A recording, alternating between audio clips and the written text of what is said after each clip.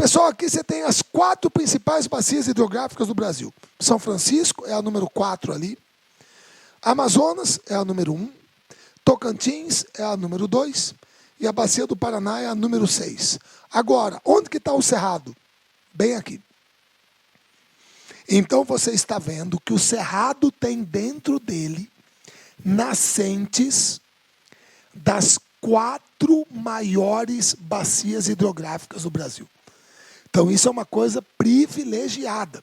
Você tem uma abundância de recursos hídricos enorme nessa área. Por isso que o pessoal fala que é a caixa d'água do Brasil. E outra, como o relevo dessa área é predominantemente sedimentar, e você sabe que as rochas sedimentares são porosas e facilitam a infiltração da água, o que você vai ter? Pessoal, está aqui, ó. Um dos maiores aquíferos do mundo. Pessoal, talvez seja o maior em extensão territorial, mas em volume d'água não. Porque em volume d'água tem o sistema aquífero da Amazônia, que pega o aquífero Marajó, o aquífero Tapajós, Alter do Chão, o aquífero Solimões e o aquífero do Acre. Se eu não me engano, são esses 4. É sistema aquífero da Amazônia, SADA. Em volume d'água, aquele é o maior do mundo. Esse aqui é maior em extensão territorial. Você está vendo que não pega só o Brasil, pega Argentina, Paraguai, Uruguai, mas a maior parte está aqui. Esse aqui é o famoso aquífero Guarani. E tudo isso que vocês estão vendo aqui, ó, é a área de cerrado que está dentro dele.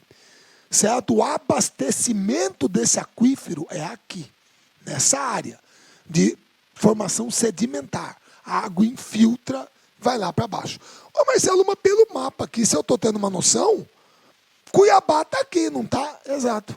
Significa que se você já furou um poço artesiano aqui em Cuiabá, no seu condomínio, na sua chácara, você está tirando água do subsolo, você está tirando água do aquífero Guarani. Beleza, ele está aqui embaixo. O abastecimento dele se dá em boa parte da zona de cerrado. Certo? Beleza? E quais são os problemas ambientais mais sérios que o cerrado tem enfrentado? Desmatamento, de mata ciliar, mata de galeria. Isso provoca assoreamento de rio. Tá? Pessoal, para quem não sabe, é o seguinte, deixa eu explicar isso aqui para vocês. Eu vou mostrar, tá? Desculpa aí, eu vou mostrar, porque aí fica mais fácil. Vocês me perdoem, tá? Sei que...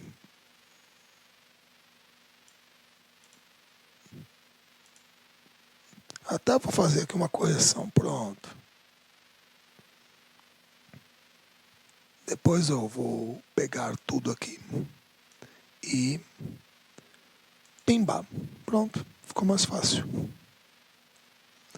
Olha só. Né? Perdão. Pessoal, é assim.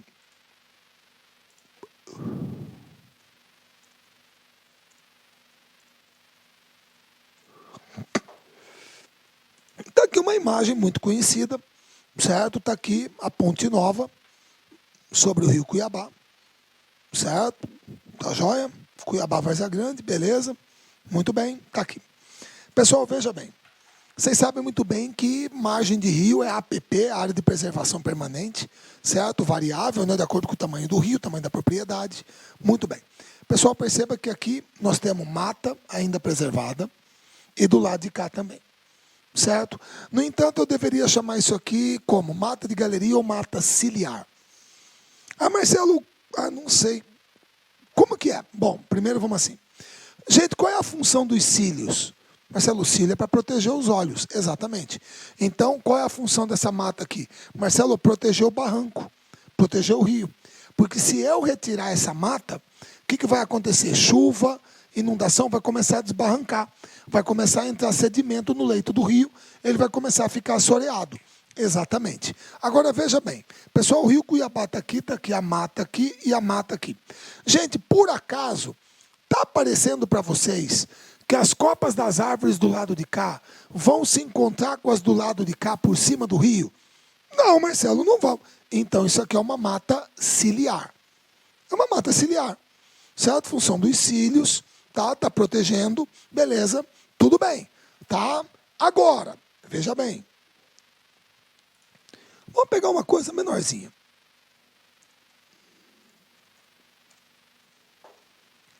Pessoal, vamos pegar aqui um trecho.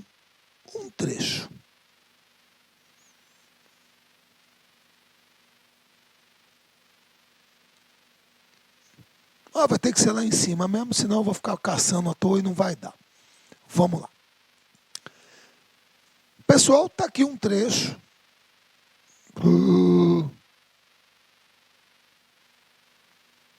Está aqui um trecho do rio Cochipó, que é um rio menor, mais estreito que o rio Cuiabá. Pessoal, por acaso fica aparecendo para vocês que em alguns trechos do rio Cochipó, as copas das árvores de um lado parece que fecham com a do outro em cima do rio? Sim ou não? Marcelo, às vezes parece que sim. Não aqui, né? Mas lá para frente, sim. Então nós chamamos isso aqui de uma mata de galeria. Por isso que em muitos trechos do rio Cochipó, você está dentro dele e é sombreado. Tá? Marcelo, definindo grosso modo, mata ciliar e mata de galeria é mata de beira de rio. Sem problema. É mata de beira de rio. Certo? Tudo bem? E se você tiver o desmatamento disso aqui, você vai provocar assoreamento no rio. Certo? Isso é muito claro. Tá? Beleza? E é um dos impactos ambientais que você tem no Cerrado.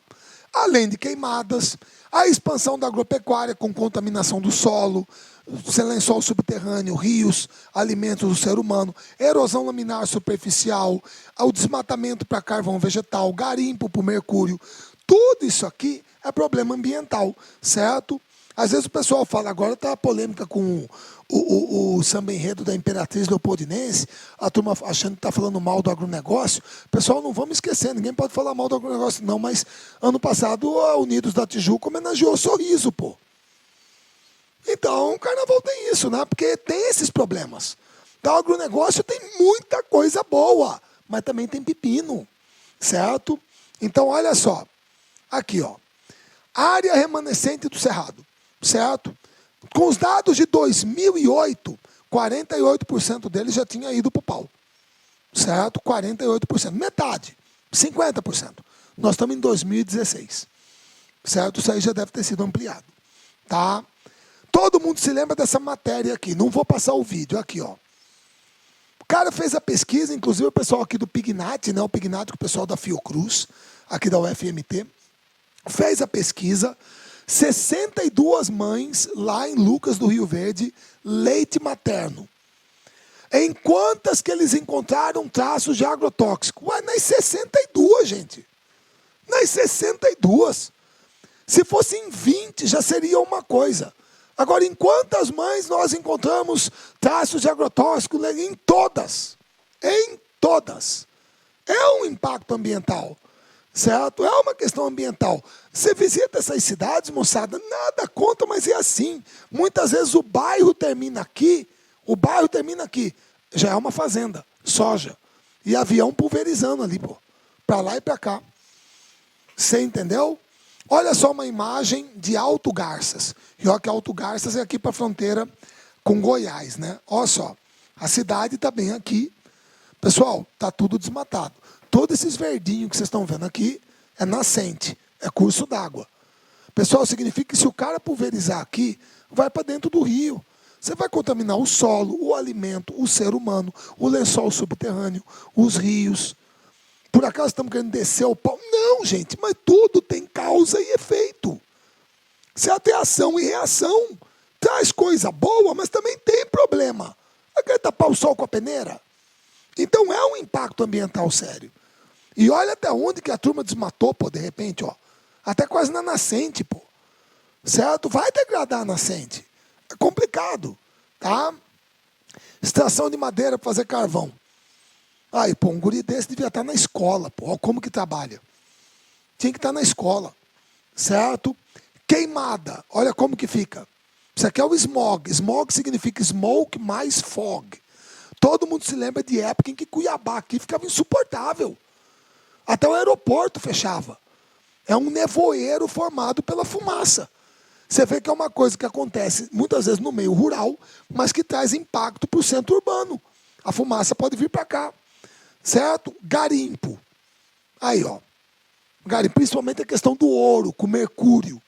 Lembrando que mercúrio é cancerígeno e mercúrio, a concentração dele se dá em escala acumulativa, do primeiro para o último consumidor. Então, primeiro, o mercúrio contamina o plâncton.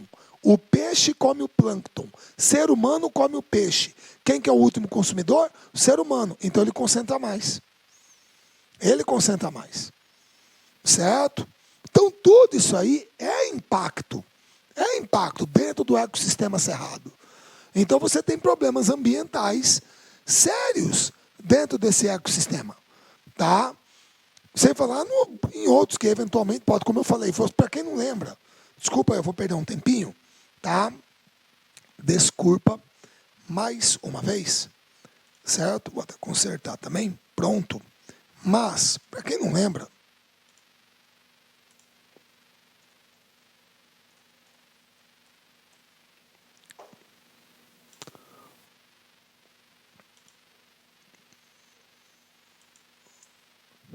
pessoal, isso aqui é o que a turma chama de uma fossoroca, certo? Uma erosão laminar superficial, certo? Você está vendo que agora esses negocinhos aqui é a curva de nível.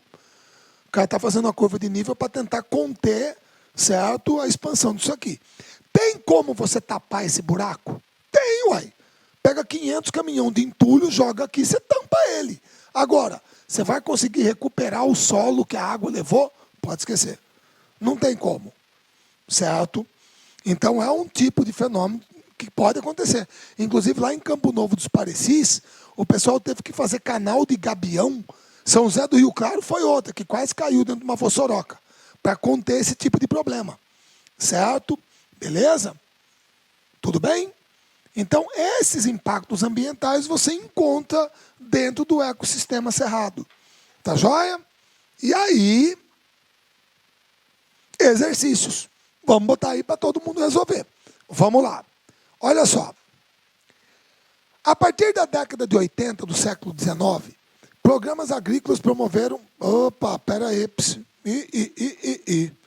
Século XIX, você tá maluco, rapaz? Eu, hein? Pô, Marcelo, você também, hein? Vamos lá, né?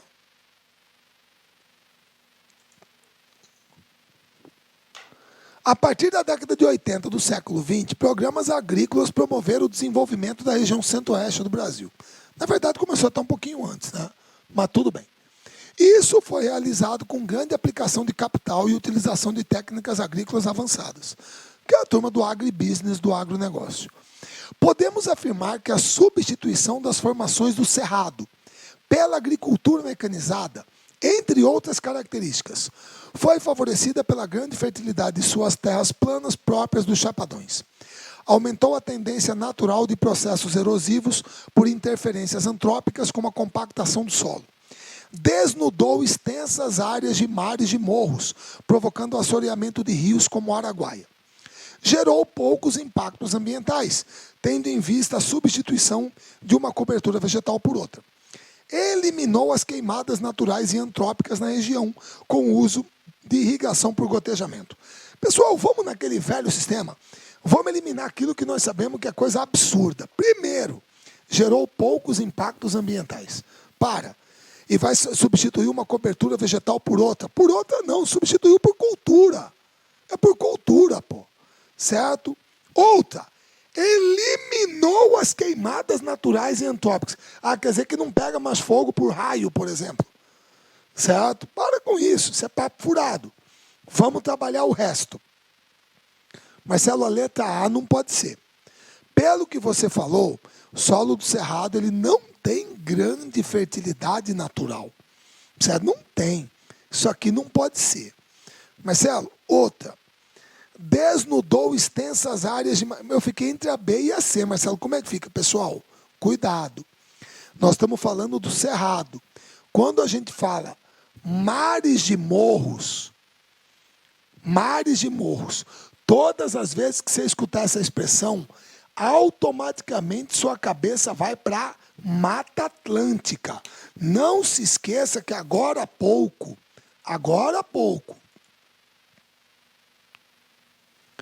quando eu estava falando de domínios morfoclimáticos para vocês, tá aqui, ó.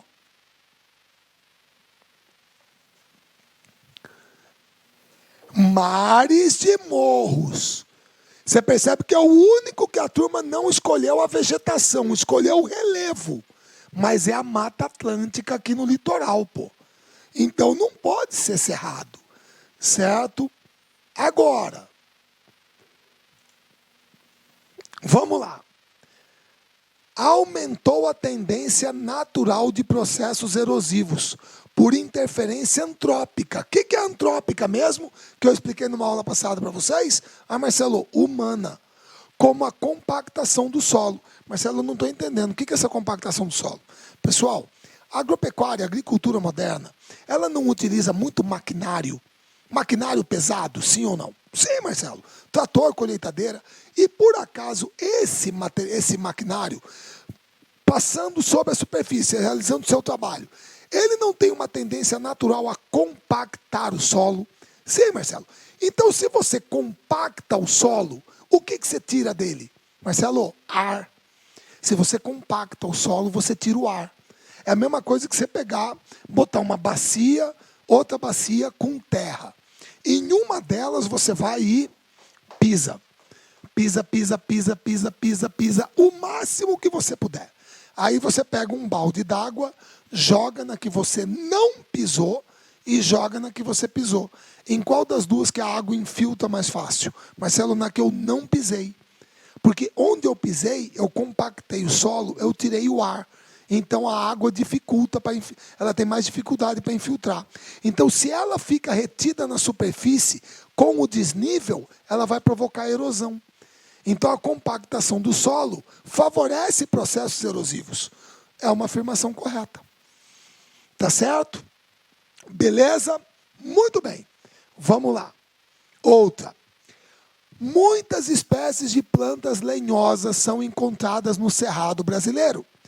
Para a sobrevivência nas condições de longos períodos de seca e queimadas periódicas próprias desse ecossistema, essas plantas desenvolveram estruturas muito peculiares, de adaptação, claro. As estruturas adaptativas mais apropriadas para a sobrevivência desse grupo de plantas nas condições ambientais do referido ecossistema são casca fina e sem sulcos ou fendas, caules estreitos e retilíneos, folhas estreitas e membranosas, gemas apicais com densa pilosidade, raízes superficiais, em geral aéreas. Pessoal, essa aqui para vocês de repente poderia ser uma questão difícil, mas vamos tentar explicar. Primeiro, para sobreviver no cerrado, casca fina? De maneira nenhuma, Marcelo. Aí você não sobrevive ao fogo. Tem que ser casca grossa, certo? E para também reter a água no caule. Não perda por transpiração. Caule estreito e retilíneo, Marcelo, não dá. O caule tem que ser grosso e ele vai ser, né, retorcido devido à questão da composição mineralógica do solo e do fogo. Folhas estreitas e membranosas. Não, Marcelo, as folhas são largas. E outra, pessoal,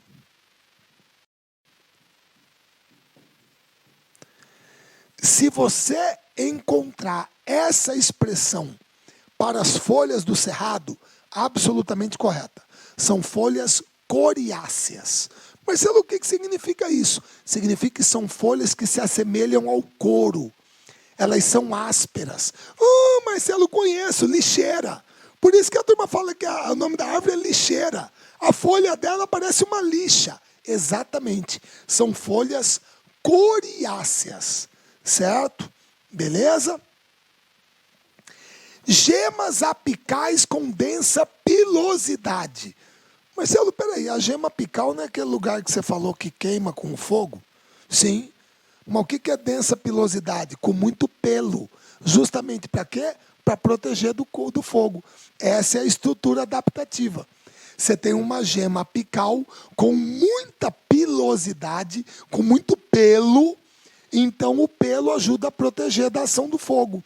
Essa é a estrutura adaptativa. Ô Marcelo, mas e essas raízes aéreas? Raiz aérea não.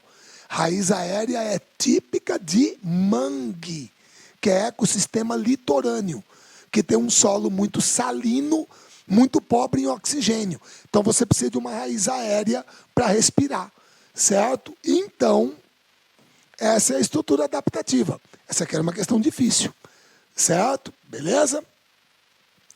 Vamos lá. O Cerrado é o segundo maior bioma brasileiro, atrás apenas da Amazônia, e possui uma área original de aproximadamente 2 milhões de quilômetros quadrados. Sobre esse domínio e florestal, podemos ser o domínio vegetal. Florestal não. Eu vou copiando as questões, aí essa turma me joga em cada podre, certo?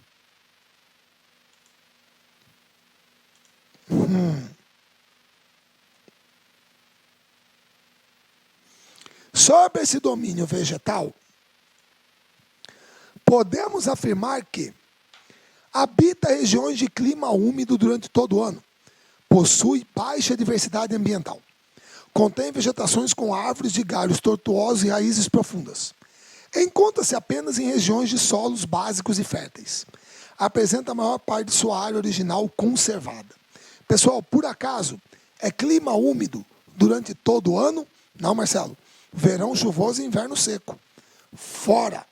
Baixa diversidade ambiental? Não, Marcelo, você falou que é um hotspot. Muita biodiversidade. A maior parte da sua área está conservada. Negativo, já foi para o pau. Sobrou mais ou menos 20% a 30%. Encontra-se apenas em regiões de solos básicos e férteis. Marcelo, o solo é ácido e pobre. Agora, contém vegetações com árvores de galhos tortuosos e raízes profundas. Correto. Ah, Marcelo, o tortuoso é retorcido? Com certeza. Galhos tortuosos ou retorcidos, sem problema. Fácil, certo? Vamos lá. ONG alerta para a necessidade de conservação do Cerrado. Coordenador do programa Cerrado Pantanal do WWF Brasil, Júlio César Sampaio da Silva avalia o desmatamento como uma das grandes preocupações ambientais. Nos últimos 50 anos, o Cerrado perdeu praticamente metade de sua área natural. Claro que essa perda deu lugar a plantações, gerou produção na região central do Brasil, criou cidades e estradas. Entretanto, mantido nesse ritmo, em 50 anos não teremos mais Cerrado para conservar. Isso é 2014. Entre as várias importâncias ambientais do bioma cerrado, podemos citar a geração de umidade pela floresta, em razão de sua intensiva evapotranspiração todo ano. Abriga nascentes de grandes rios brasileiros, como o Araguaia e o Paraná, de forma que sua destruição poderia causar prejuízos hídricos. A grande produção de oxigênio, que é de fundamental importância para a sobrevivência da humanidade. A função da vegetação para o enriquecimento do solo, propiciando a prática da agricultura no centro-oeste. O elevado potencial desse bioma em resistir ao fogo. Por isso, queimadas não são frequentes na região. Pessoal, você poderia ter alguma dúvida, mas vamos partir daquele princípio. Vamos lá. Qual que nós vamos eliminar primeiro? Marcelo, a letra E, né? A letra E é ridícula. Ele fala que as queimadas não são mais frequentes na região. Para, isso é falso. Não pode ser, certo?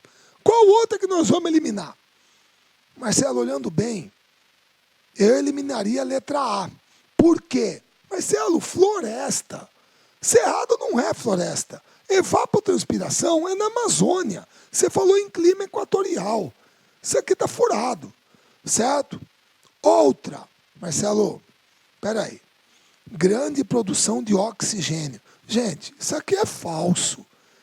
Certo que é de grande importância para a humanidade. Todo mundo aqui está careca de saber que a maior parte do oxigênio que a gente respira, que é produzido, é algas nos oceanos. Tem nada a ver com o Cerrado. Ficamos entre a letra B e a letra D. A função da vegetação para o enriquecimento do solo. Não, Marcelo, o solo do Cerrado é naturalmente pobre. Você já falou isso. Agora, Por acaso nós não vimos que ele abriga nascentes de grandes rios, como o Araguaia e o Paraná, e sua destruição poderia causar prejuízos hídricos? Verdadeiro. Correto. Tá ok?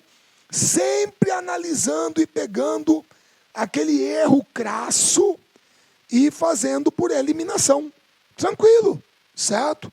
Para aumentar nossas chances de acerto. O domínio morfoclimático do Cerrado, conforme classificação elaborada por Aziz Absaber, é definido por chapadões tropicais interiores com cerrados e florestas de galerias. Mata de galeria. Qual é o tipo predominante de solo? Fácil, né? Lembra? Aqui.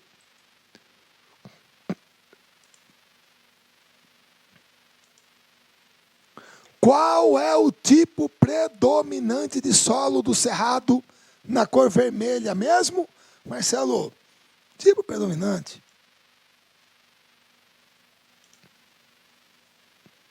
Latossolo, com baixo nível de nutrientes.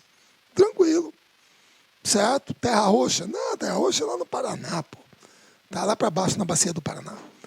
Tá ok? Beleza? Fácil. Certo? Vamos lá. Ao pensar em sua infância, José sente-se nostálgico e se lembra da vegetação característica da região onde morava. Árvores de cascas grossas e galhos retorcidos e com raízes muito profundas.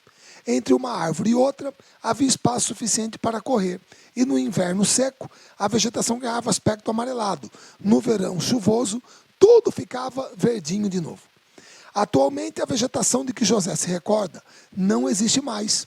Tornou-se uma extensa plantação de soja. Pessoal, se essa aqui é a lembrança que José tem da sua infância, então é correto concluir que ele passou a sua infância em qual estado brasileiro? Acre, Goiás, Roraima, Rio Grande do Sul ou Rio Grande do Norte?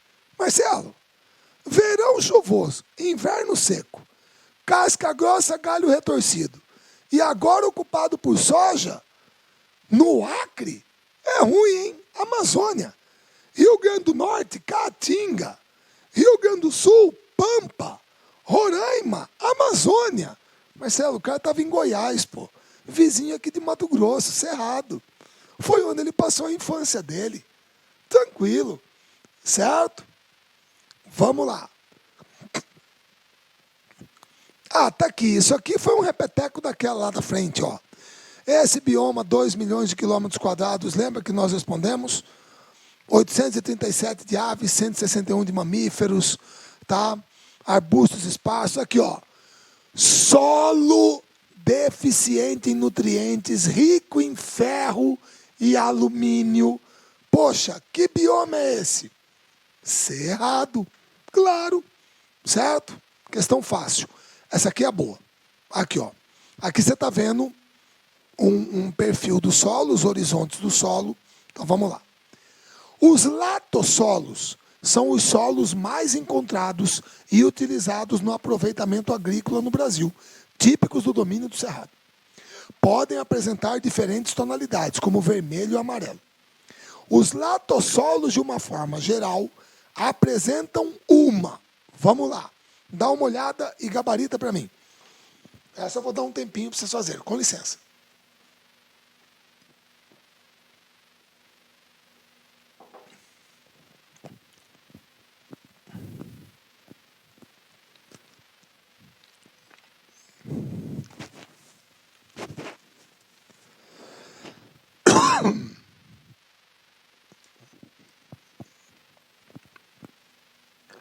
E aí? Alta concentração de sais minerais, por isso que ele é salino. Alta concentração, de argila, denominados de grumossolos. Alta concentração de matéria orgânica, encontrados inclusive às margens de rios. Acidez, que para as práticas agrícolas torna necessário realizar uma correção do solo. Distribuição ideal entre matéria orgânica e sais minerais. Moçada, pelo que nós estudamos, fácil. Latossolo, de uma forma geral, apresenta o que mesmo? Marcelo, acidez. tem nada a ver com solo salino. Salino é tipo do litoral. Não é um solo argiloso. Aqui poderia ser mais massapê. Não é rico em matéria orgânica. Aí seria terra preta. E não tem uma distribuição ideal entre matéria orgânica e sais minerais. Você falou que ele é pobre. Agora, ele é ácido e precisa que jogue calcário para fazer a correção do pH. Tranquilo. Beleza? Moçada, Cerrado, tranquilos, vimos tudo que era para ser visto, falamos do domínio, certo, características de vegetação, onde que aparecem dentro do estado, quanto que representam. Então, fechamos essa, volto com Amazônia e Pantanal Mato Grossense. Tá ok? Para a gente fechar a vegetação. Tá joia? Pessoal, um grande abraço a todos, até a nossa próxima aula. Valeu! Clique like.